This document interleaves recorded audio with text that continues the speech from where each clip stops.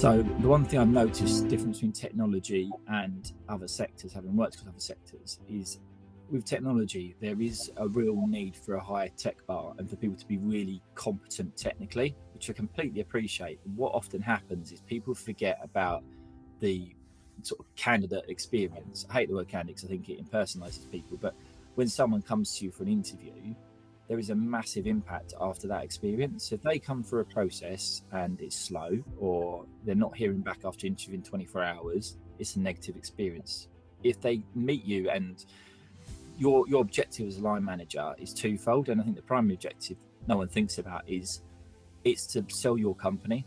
It's for whoever leaves that interview, good, bad, or indifferent, they need to walk away thinking, wow, what a person to work for, what a company to work for, because that makes your company and your job as an individual down the line easier to interview, because you'll get people come back to you that want to interview, that will put the extra effort in because you're an aspirational company. But I think a lot of that gets forgotten when we sit there and say, well, really want good, technical, capable people. You put so much pressure on them performing well for your job that they sit there and walk away and go, I don't want it. So when you are struggling to recruit, or when you've got tough times, they won't apply.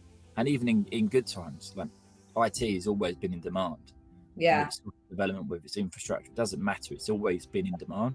So you're always going to have some form of challenge attracting best talent to your business. Yeah. And that's been a big bit. And also the other bit is, I think, where we try to be impartial in terms of interview processes, all for the genuinely right reasons. A lot of what happens is we kind of don't enable people to shine.